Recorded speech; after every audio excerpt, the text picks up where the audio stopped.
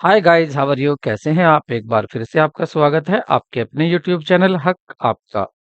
TGT PGT commerce classes के हम जो डिस्कस कर रहे हैं टॉपिक वो है हमारा अर्थशास्त्र। और यहाँ पे हमने केंद्र प्रवृत्ति की माप डिस्कस कर ली है। यहाँ पर अच्छे से समझ ली थी कि केंद्र प्रवृत्ति की मापें क्या होती हैं और इसके टाइप्स या प्रकार कौन कौन से होते हैं। जिस टाइप में हमने देखा था आपका सबसे पहले मीन देखा था, और मीन के जितने भी रिलेटेड क्वेश्चंस हम बन सकते हैं वो हम लास्ट क्लासेस में डिस्कस कर चुके थे।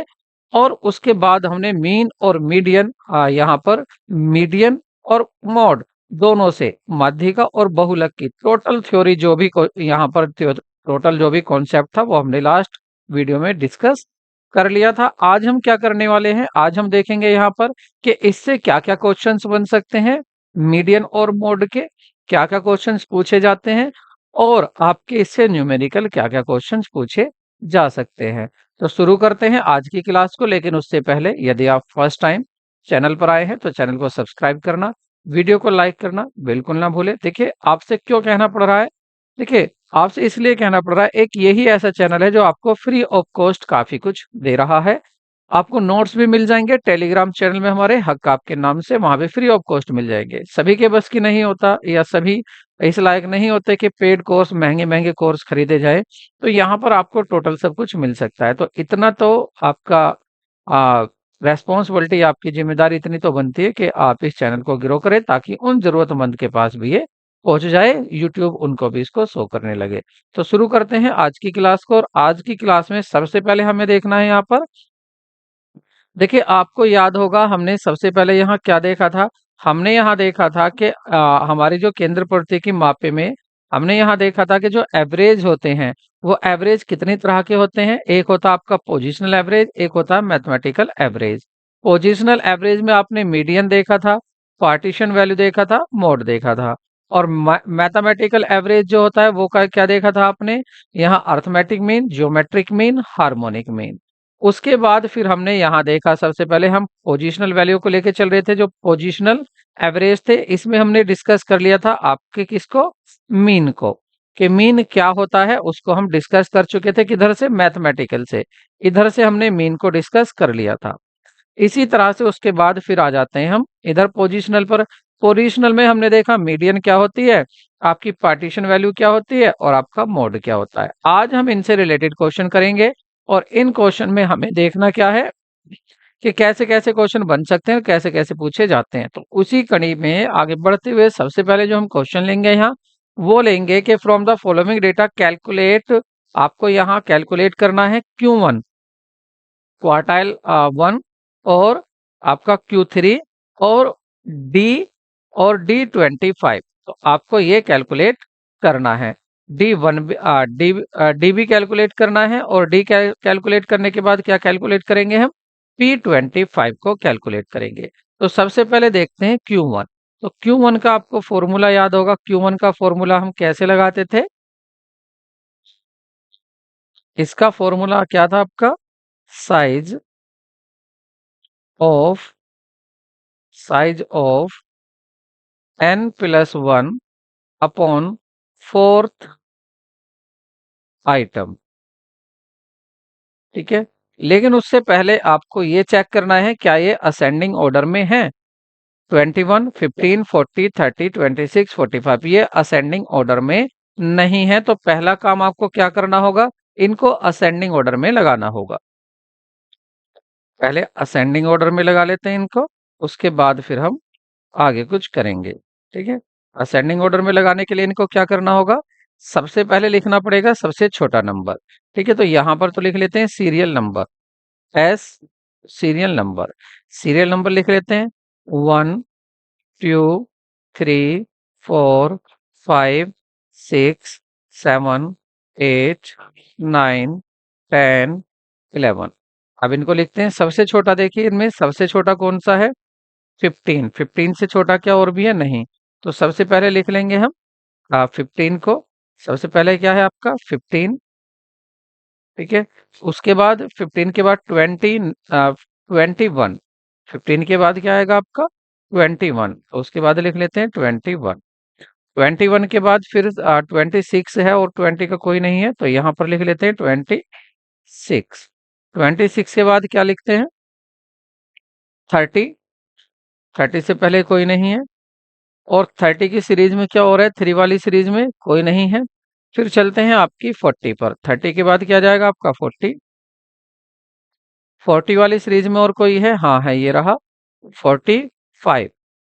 अब लिख लेते हैं 45। क्या कर रहे हैं हम? इनको असेंडिंग ऑर्डर में लिख रहे हैं। तो 45।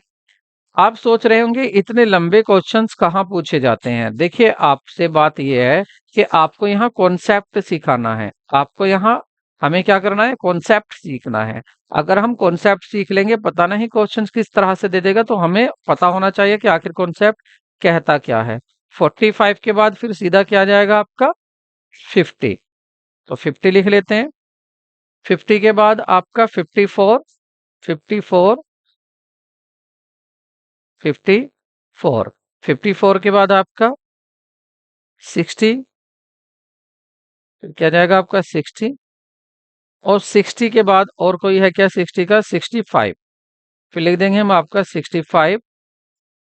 और फिर लिख देंगे हम आपका 70। ये लिख दिया हमने इनको कि कौन से ऑर्डर में? ये लिख दिया हमने असेंडिंग ऑर्डर में। अब देखते हैं हम पहले क्या फाइंड करना है? Q1। तो Q1 का फॉर्मूला क्या है? Q1 का फॉर्मूला है of size of n plus 1 whole upon 4। Whole upon 4 item. 4 item.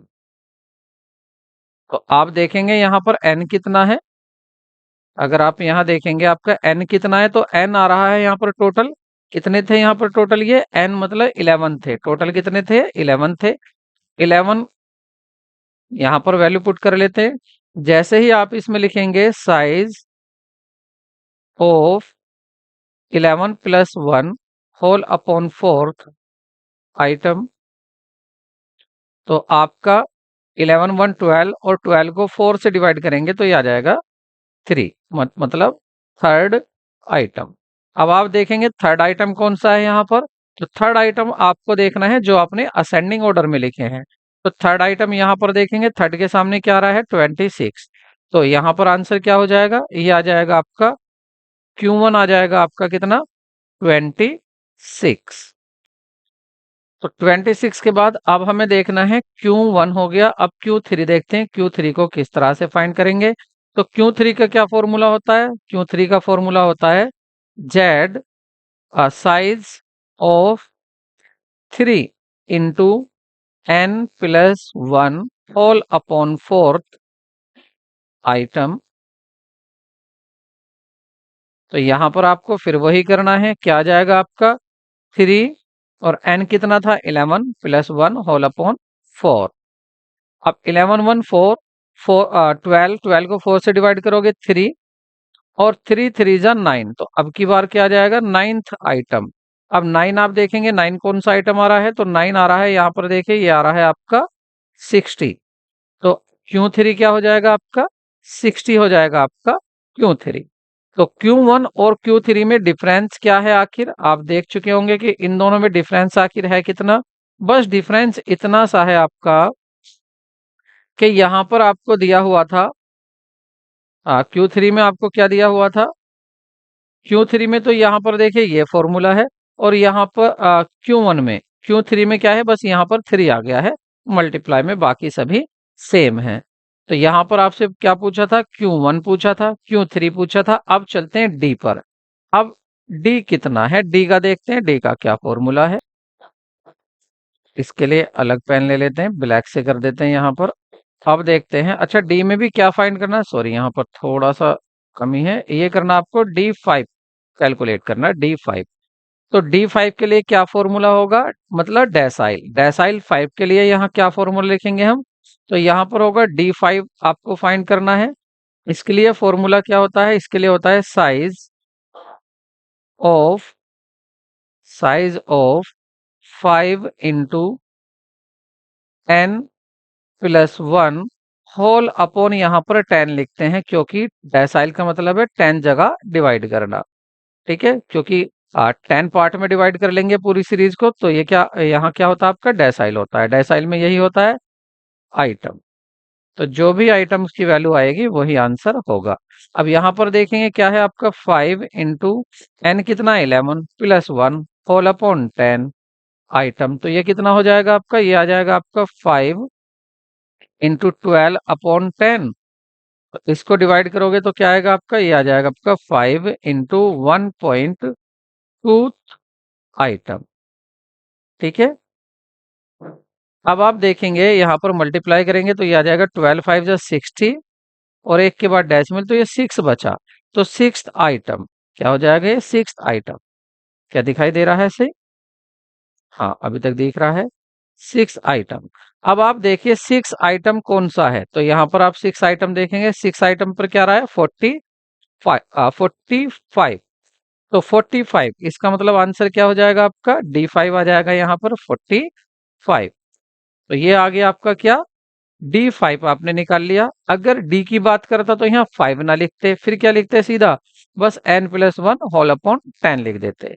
तो आई होप ये भी आपको क्लियर होगा। दूसरा देखते हैं आगे। अब आगे कह रहा है P25 बताइए। तो P25 के लिए फॉर्मूला क्या हो, देखिए इसके लिए पहली बात तो यह है कि यहाँ पर P पूछ रहा है, P फॉर परसेंटाइल, और परसेंटाइल में 100 जगह डिवाइड करते हैं पूरी सीरीज को। तो यहाँ जो ये आप नीचे लिख रहे हैं, कितना लिख रहे हैं यहाँ पर आप नीचे, आप यहाँ नीचे 10 लिख रहे हैं, ये रहा 10। ठीक है। तो इस 10 की जगह, और यहाँ जब Q3 की क्वार्टाइल की बात आई थी, तो क्वार्टाइल मतलब 4, तो आपने इसको किस में लिखा था, 4 जगह लिखा था।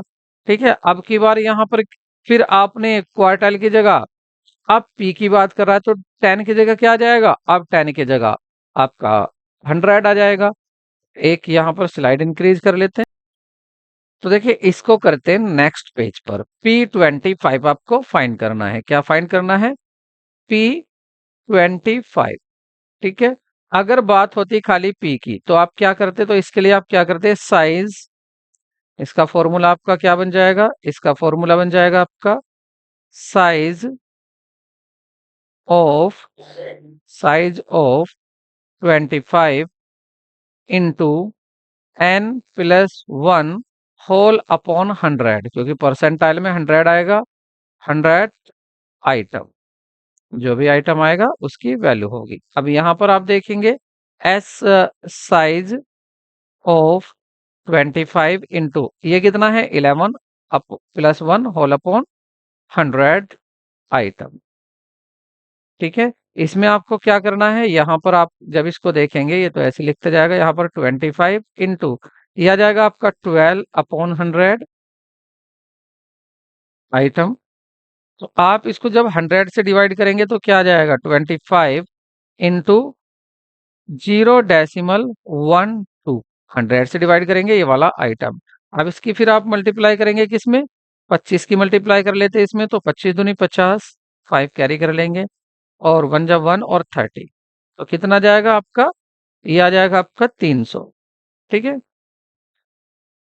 और एक जीरो भी थी, 25 दूनी 50 की, सही था गलत हो गया, 25 दूनी 50 की ये जीरो थी, 5 कैरी था, और 25 एकम 25 और 5 हो गए था आपके 30, ये जीरो लास्ट वाली नहीं है।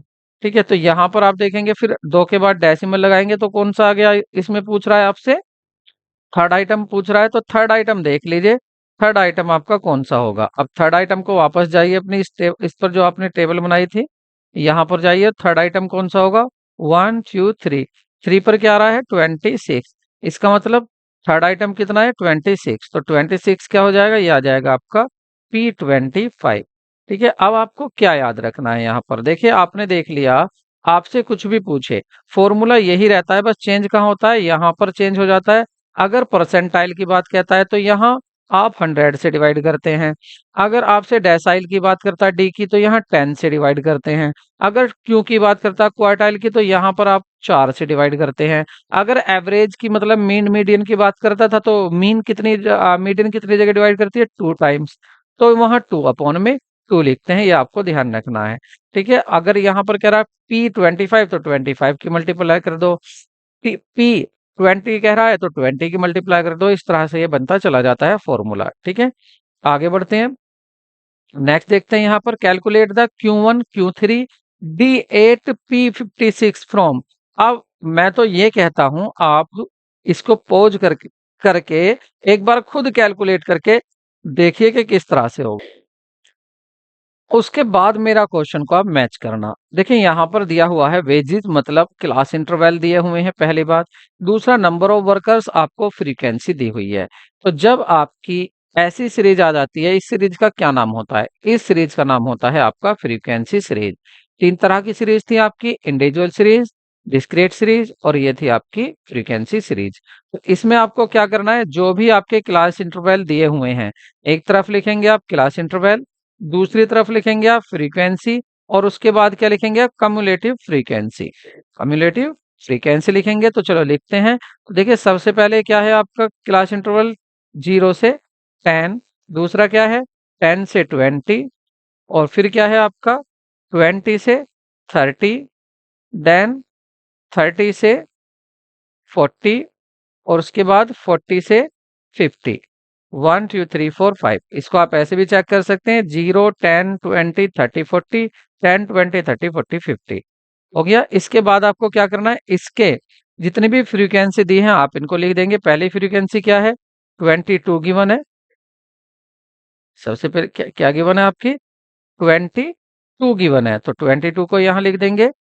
और इसके बाद 38 को लिख देते हैं, 46, 35 और 19। अब बात आती है कम्युलेटिव फ्रीक्वेंसी की। इसमें क्या करते हैं, देखिए पहली वाली को ऐसे ही लिख देते हैं, 22 है तो 22 को ऐसे ही लिख देते हैं।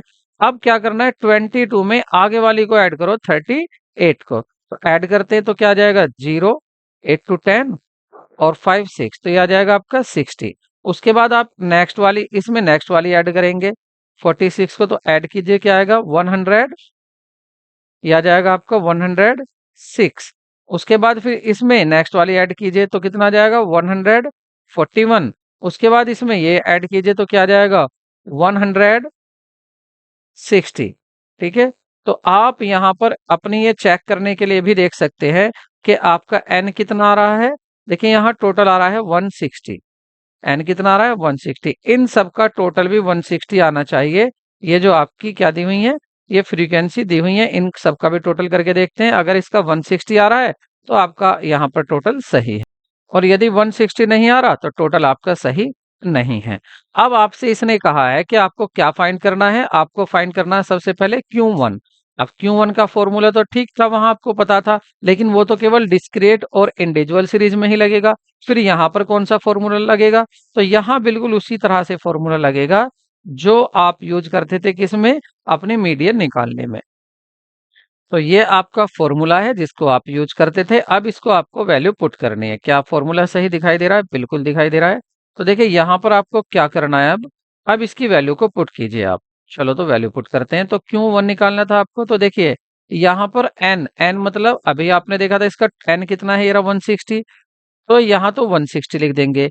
ठीक है। लेकिन बात ये आती है कि आखिर L1 क्या होगा, तो इसके लिए आप क्या करते हैं, पहले आप n/4 की वैल्यू निकाल कर देखिए क्या आती है।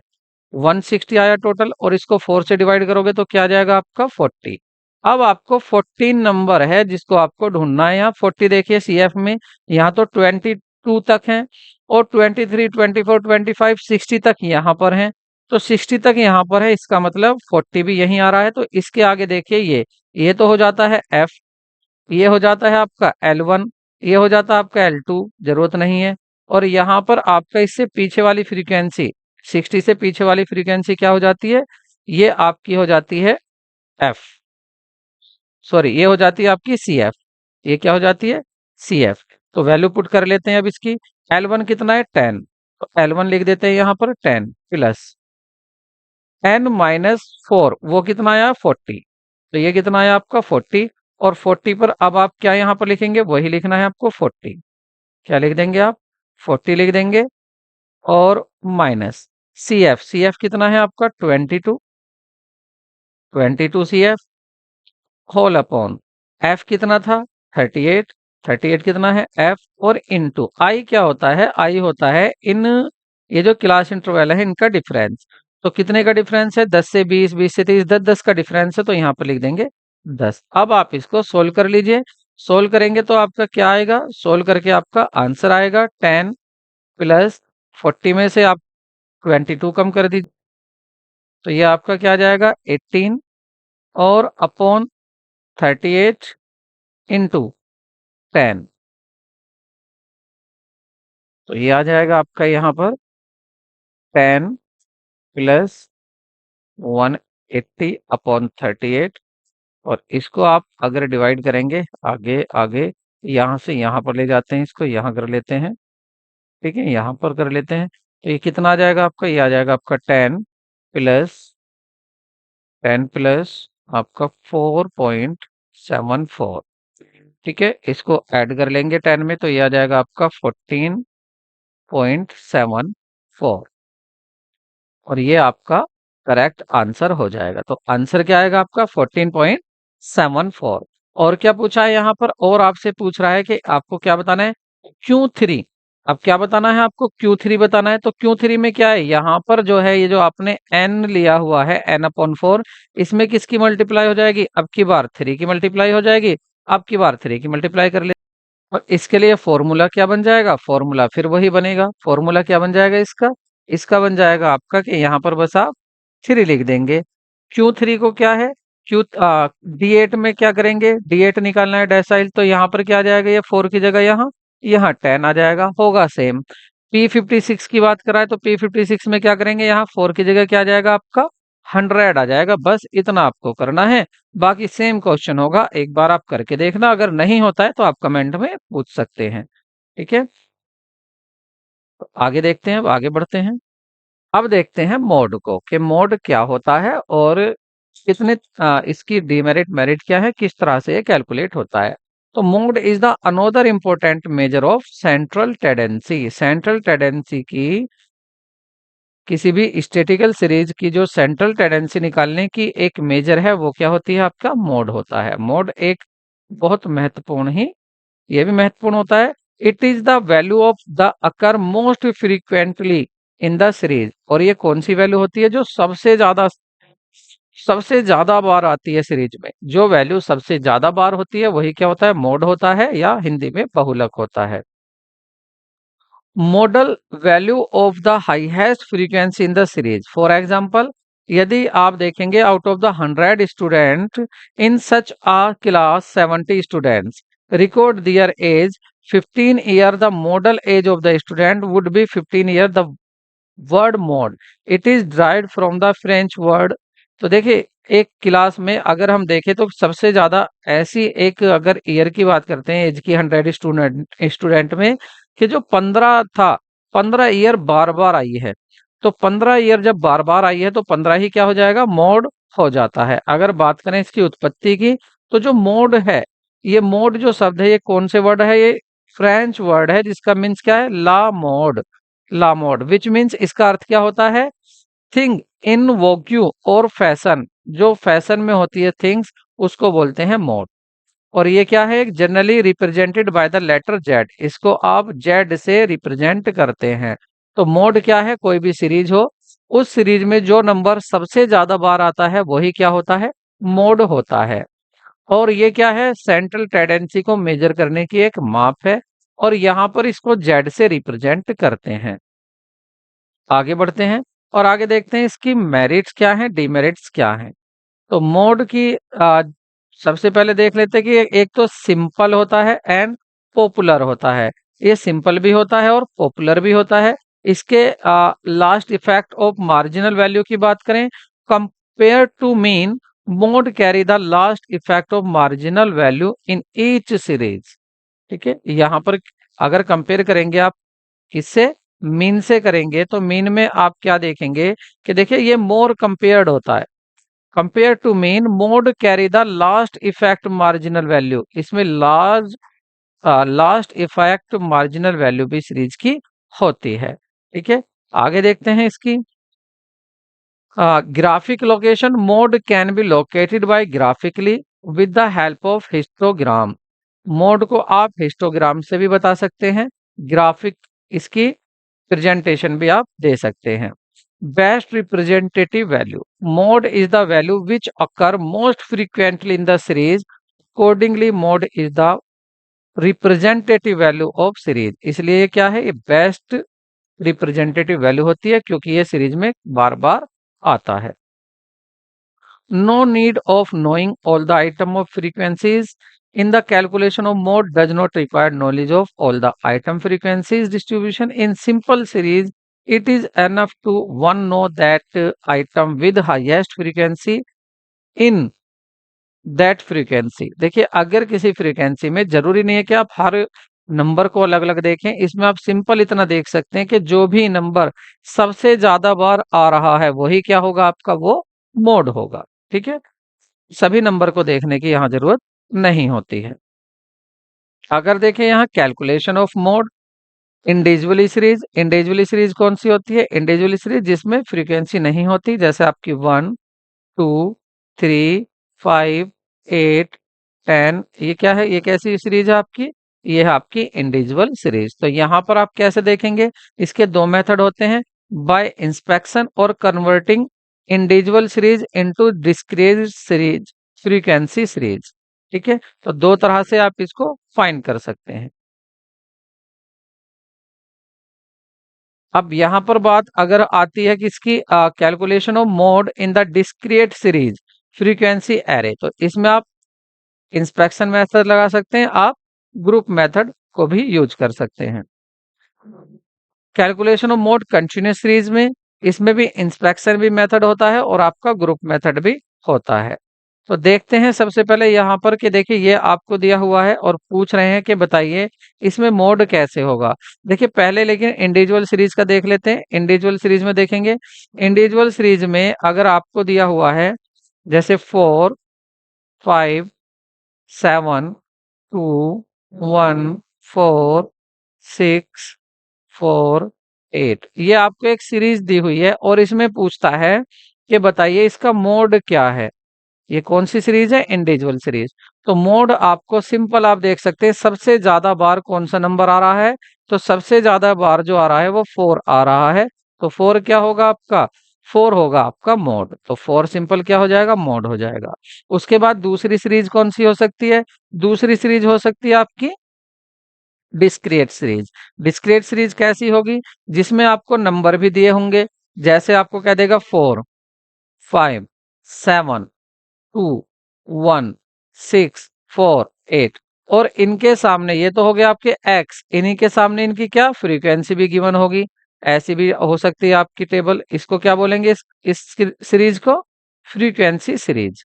तो फ्रीक्वेंसी सीरीज में क्या होगा इनके, देखिए 4 कितनी बार है आपका, ऐसे लिख के दे देंगे आपको 3 times, 5 1 times, 7 1 times, 2 1 times, 1 1 times एक बार, और 6 कितनी बार है, 6 आपका एक बार,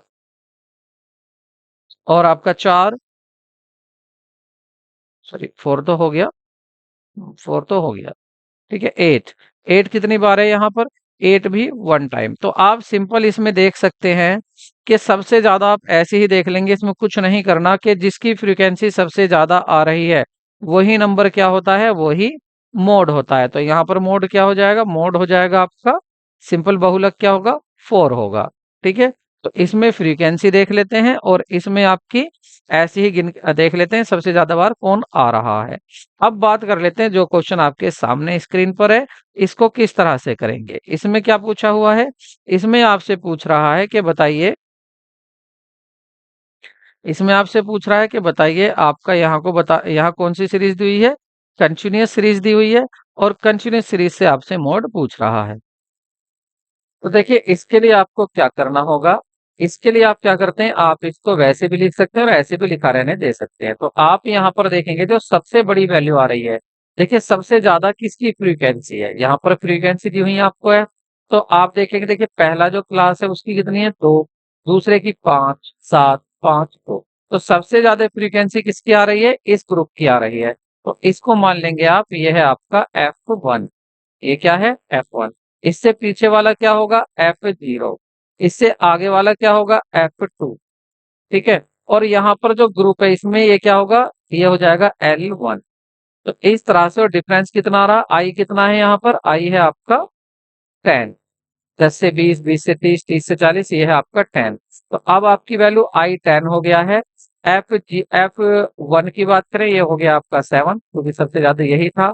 F0 की बात करें तो वो कितना हो गया है आपका 5। और F2 की बात करें तो वो भी हो गया आपका 5।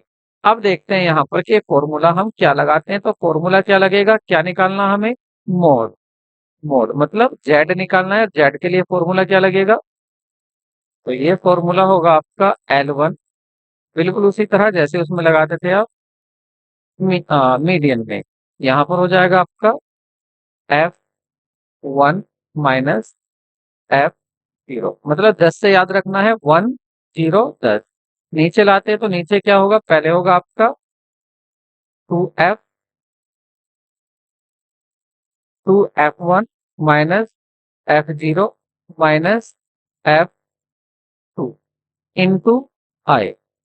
ठीक है, तो ये फॉर्मूला आपको याद रखना है। कैसे, देखिए ऊपर क्या लिखोगे आप, 10। 2 बार F लिखना, ऊपर 10 लिखेंगे, और नीचे क्या लिखेंगे आप लिखेंगे 102।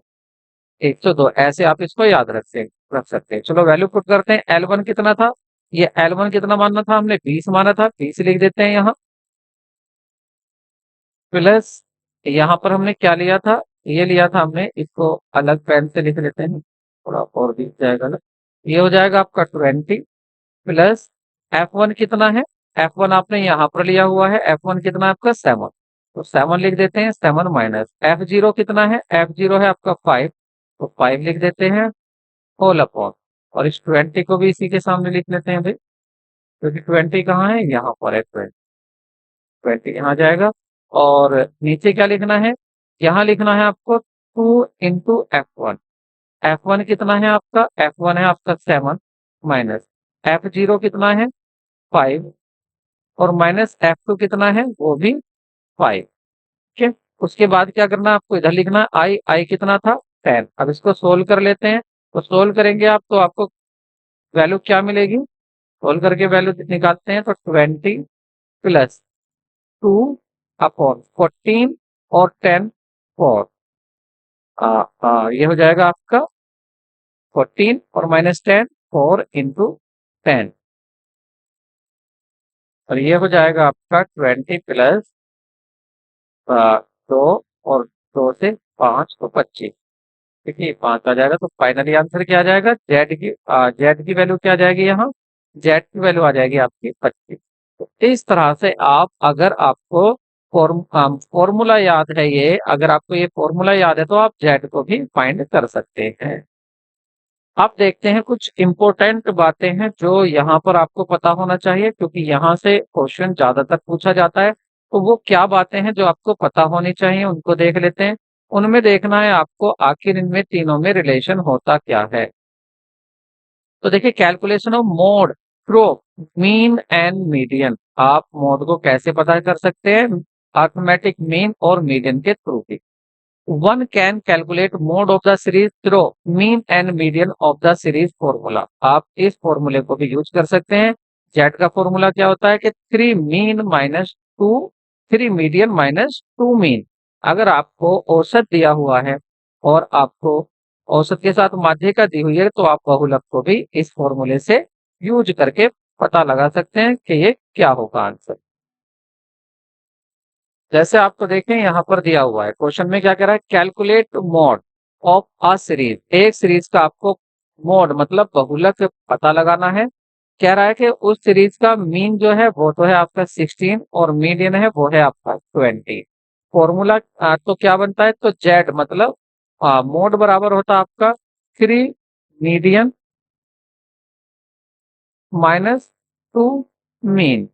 ये फॉर्मूला होता है। इससे शॉर्ट में क्या लिख सकते हो आप, 3m माइनस 2 मीन, ऐसे भी लिख सकते हैं। तो यहाँ पर वैल्यू पुट करते हैं, चलिए 3 इंटू एम। एम कितना दिया हुआ है आपका 16, सॉरी 20 दिया हुआ है।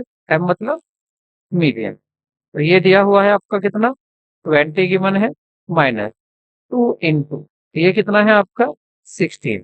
तो यहाँ पर क्या होगा आपका 60 माइनस 32। तो कितना आ जाएगा ये 28। तो जेड की वैल्यू क्या जाएगी 28। तो अगर आपको दिया हुआ है ये रिलेशन, इस रिलेशन से भी आप मोड मतलब बहुलक को कैलकुलेट कर सकते हैं। मोड को अगर आपके पास मीन भी है, आपके पास मोड भी है, फॉर्मूला आपको याद रखना है, यह है आपका फॉर्मूला। देखिए जो आपका यहाँ पर अगर बात करें मोड की, लोकेटिंग मोड ये ग्राफिक मेथड से भी निकाला जा सकता है। ठीक है, इसको आप कैसे करते हैं, देखिए आपको क्वेश्चन इस तरह से दिया जाता है, आपका ये क्लास इंटरवल है और यहाँ पर फैमिलीज दी हुई हैं। आप इनसे दोनों तरह से कर सकते हैं। देखिए इसको, देखिए यहाँ आप फॉर्मूले से भी पुट कर सकते हैं वैल्यू, फॉर्मूले से भी निकाल सकते हैं। मोड क्या आएगा 24। और इसको आप यहाँ पर ग्राफ में भी बना सकते हैं। जब आप ग्राफ में बनाएंगे तो आप देखेंगे सबसे बड़ी जो यहाँ पर वैल्यू है, जो सबसे बड़ी वैल्यू है वो कितनी है, यहाँ पर इस कोने पर आ रही है। तो आपको इससे इस वाले ग्राफ को मैच करना है इस तरह से, ये मैच किया। और यहाँ पर जो वैल्यू आ रही है साइड में, इसको सबसे बड़े वाले से यहाँ मैच करना है। तो आप देखेंगे ये जो बीच का पॉइंट आ रहा है, ये जो बीच का पॉइंट आ रहा है, ये पॉइंट क्या होगा, ये मोड होगा। इसको आप यहाँ ले आएंगे और आप देख लेंगे अपने ग्राफ पर कि ये कहाँ पर आ रहा है। 20 से आगे है, 30 से नीचे है, और आप देखेंगे कि ये 24 पर आ रहा है। इसका मतलब जेड क्या होगा 24, 24 होगा। तो यहाँ पर आप इस तरह से भी ग्राफ बनाकर सबसे ज्यादा जो ग्राफ जिसका सबसे बड़ा हो है, उस ग्राफ के कोने को आगे वाले छोटे से मैच कर सकते हैं, और इसको इस वाले से मैच करके जहां भी ये बीच वाला साइन होगा वो क्या होता है, आपका मोड होता है। ये ग्राफिक रिप्रेजेंटेशन होती है मोड की, मतलब मोड को आप ग्राफ से भी बता सकते हैं। उसके बाद आपने यहाँ पर आपका मोड आपने सभी तरह से देख लिया है, किस किस तरह से मोड हो सकता है। अब चलते हैं, कुछ इंपॉर्टेंट बातें होती है देखिए इसमें। Relative position of arithmetic mean, median, mode. जो आपका समांतर माध्य है, समांतर माध्य है, आपका माध्यिका है, बहुलक है, इनके बीच में आखिर रिलेशनशिप क्या होती है उसको रीड करते हैं, क्योंकि यहाँ से क्वेश्चन अक्सर पूछ लिए जाते हैं। तो आपको इन चीजों का पता होना जरूरी है। देखिए सबसे पहली बात, before नोविंग the relative position of the arithmetic mean, median and mode, सबसे पहले ये देखने से पहले कि मीडियन और मोड के बारे में देखने से पहले रिलेशनशिप को, it is necessary to know factor of the distribution is symmetry or asymmetry. In the case of symmetry distribution, mean, median and mode will be identical and frequency curve will be bell shape. Very very important line है, आप इसको याद रखना। देखिए जब आप relationship बताने जा रहे हैं मीन मीडियन मोड में, तो सबसे पहले आपको क्या देखना है, सबसे पहले आपको देखना है कि आपकी जो सीरीज दी हुई है वो सिमेट्रिकल है या एसिमेट्रिकल है। एसिमेट्रिकल में अलग होता है रिलेशन, और सिमेट्रिकल में अलग होता है। मतलब आपको देखना है सममित वितरण है, आपको देखना है आपका वितरण कैसा है, सममित है या आपको वितरण सममित है या विषम। ठीक है, आपको दोनों देखना है। तो जो आपका सिमेट्रिकल होता है, तो सिमेट्रिकल में मेन जो आपको बात ध्यान रखनी है, वेरी वेरी इंपॉर्टेंट है, वो क्या है, वो बात ये है कि सिमेट्री में होता क्या है कि जो मीन होता है, मीडियन होता है और मोड होता है, ये कैसे होते हैं, आइडेंटिकल होते हैं, मतलब सेम होते हैं, एक ही जगह होते हैं।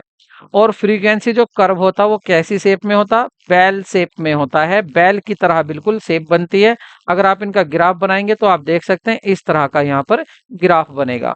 और देखें यहाँ पर जो मीन है वो बराबर होता है मीडियन के, और मीडियन बराबर होता है जेड के। लेकिन याद रखना शेप कैसी है, ये बेल शेप्ड है। ये कौन सी सीरीज है, ये सममित सीरीज कह दीजिए, या आप इसको सिमेट्रिकल कह सकते हैं। सिमेट्रिकल की पहचान क्या है कि देखिए इस पोजीशन से, इस पोजीशन से आप देखेंगे इधर भी बराबर वैल्यू आ रही हैं और इधर भी बराबर वैल्यू आ रही हैं, ये आपको याद रखना है। नेक्स्ट बात देखते हैं, अगर बात करें दूसरे केस की, हो सकता है आपका एसिमेट्रिकल डिस्ट्रीब्यूशन हो। In case of symmetrical distribution value of mean median mode will be different. इनकी वैल्यू डिफरेंट भी हो सकती है, अभी सिमेट्रिकल की बात ही कर रहा हूं, दूसरी एसिमेट्रिकल नहीं देखा, इनकी वैल्यू अलग भी हो सकती है।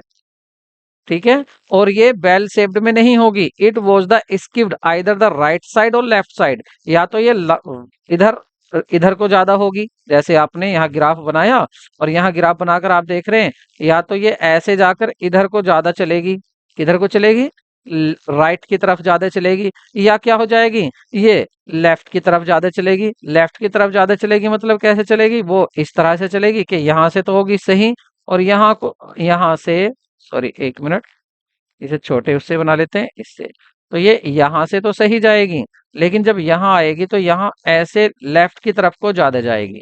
ठीक है, तो ये किधर को भी स्किप्ड हो सकती है। ठीक है, किधर को भी क्या हो सकती है, ये तिरछी हो सकती है किधर को भी।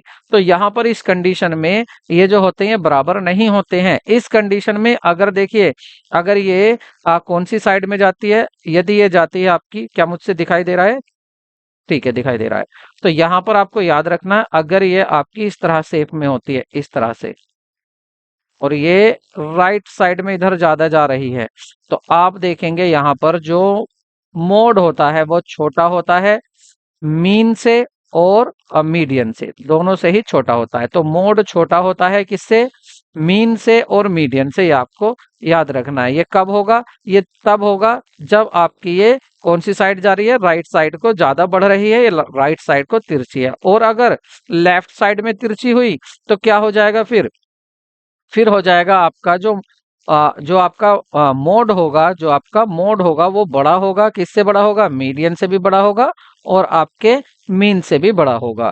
ये बातें आपको याद रखनी है। ठीक है, आगे देखते हैं which is the best average. अब देखते हैं बेस्ट एवरेज क्या है। ये तो आपने देख लिया कि सेमेट्रिक एसेमेट्रिक में आपको देखना है। देखिए सेमेट्रिक में क्या होता है कि ये सब समान होती हैं। ठीक है, इनमें कोई फर्क नहीं होता, तीनों बराबर होते हैं। एसेमेट्री कैसी होगी, एसेमेट्री में दो तरह की शेप हो सकती हैं आपकी, हो सकता है लेफ्ट साइड को ज्यादा हो सकता है राइट साइड को ज्यादा हो। अगर राइट साइड को ज्यादा है तो मोड छोटा होता है, मिड मीडियन बड़े होते हैं। और अगर यहाँ इधर ये लेफ्ट साइड की तरफ ज्यादा होता है बेल शेप जो होती है आपकी, एक तरफ को पूंछ सी होती है, इसकी टेल सी होती है, तो यहाँ पर आपका मोड बड़ा होता है, ये आपको याद रखना है। उसके बाद इनका देखते हैं कि बेस्ट एवरेज होता कौन सा है। तो देखिए ये डिपेंड करता है कि आप इसका यूज कहाँ कर रहे हैं। बात होती है कि आप इसका यूज कहाँ कर रहे हैं, ऑब्जेक्टिव क्या है, आपके ऑब्जेक्टिव क्या है, उद्देश्य क्या है, इस बात पर डिपेंड करेगा कि आपका आखिर बेस्ट मेथड आपके लिए कौन सा है। कहीं पर कोई सा यूज होता है और कहीं पर कौन सा यूज होता है। ठीक है, तो अलग अलग इनकी कंपैरेटिव फीचर हैं, अलग अलग इनके। देखिए जैसे mean median can be always estimated the certain but not more. देखिए आपके जो mean median can be always be estimated with certainty, ये तो सर्टेनिटी के साथ बताए जाते हैं, लेकिन मोड सर्टेनिटी के साथ नहीं बताया जाता।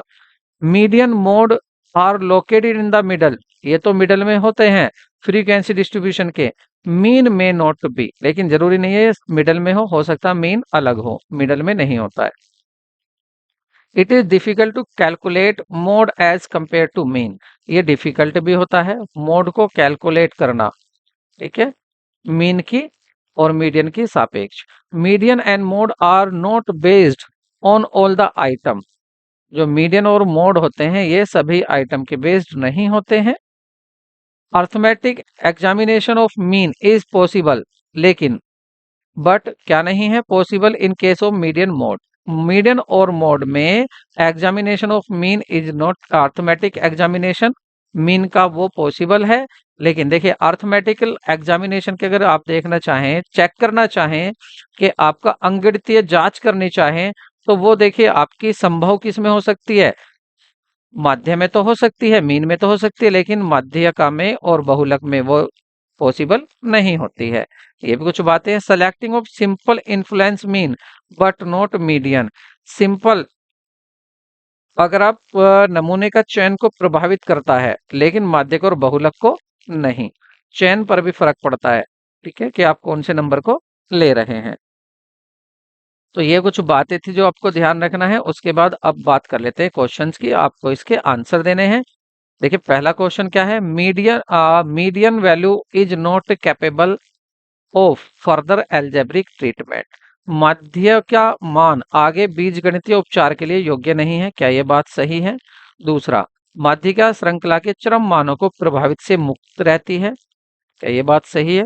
तो देखिए यहाँ पर आप देखेंगे कि यहाँ पहली बात सही कह रहे हैं कि माध्यिका बीज गणित उपचार में काम नहीं आती, वहां तो आपका मीन ही काम आएगा। लेकिन जो मीडियन है वो फ्री होती है किससे? एक्सट्रीमी वैल्यू से, एक्सट्रीमी वैल्यू ऑफ सीरीज से।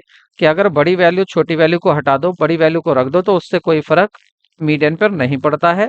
तो इसका मतलब क्या है कि आपका दोनों है तो सही, ये भी बात सही कह रहा है, दोनों बातें सही है। ठीक है, दोनों बातें सही है, लेकिन करेक्ट एक्सप्लेनेशन नहीं है, तो ऑप्शन क्या होगा? बी होगा यहाँ पर। नेक्स्ट क्वेश्चन देखते हैं। Mode is the best representative value of all items of the series. बहुलक श्रृंखला के सभी मदों का सर्वोत्तम प्रतिनिधित्व मान है। बिल्कुल सही कर रहे हैं। ठीक है, क्या है ये? सभी आइटमों को रिप्रेजेंट करता है। modal value of that value which occur most frequently in the series। बहुलक वह मान होता है जो श्रृंखला में सबसे अधिक बार आता है, ये भी बात सही है यहाँ पर। तो दोनों बात सही है, करेक्ट एक्सप्लेनेशन भी है। नेक्स्ट क्वेश्चन देखते हैं।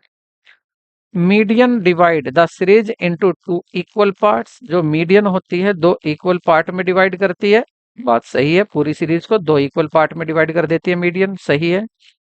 Partition value always divide the series into four equal parts. जो पार्टीशन वैल्यू होती हैं क्या वो हमेशा फोर पार्ट में डिवाइड करती हैं? नहीं। पार्टीशन वैल्यू फोर में कहाँ, ये तो फोर में कहाँ करेंगे? ये तो आपकी टू में भी कर सकती है। पार्टीशन वैल्यू में तो ये मीडियन भी आती है, मोड भी आता है आपका, है ना?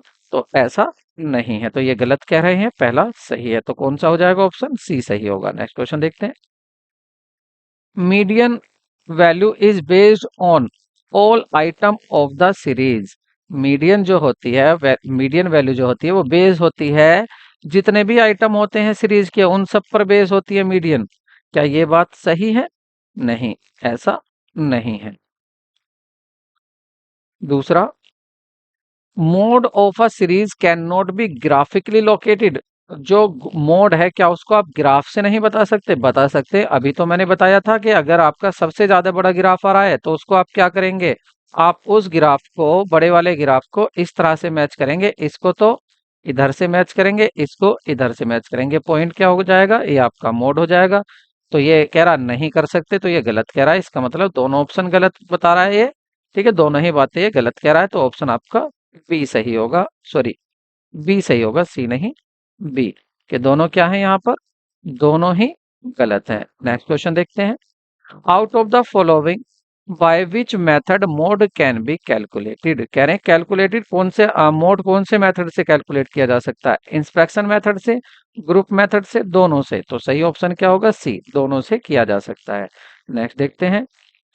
Mode refer the value of the series the कर जीरो, इनफाइनेट, मैक्सिमम।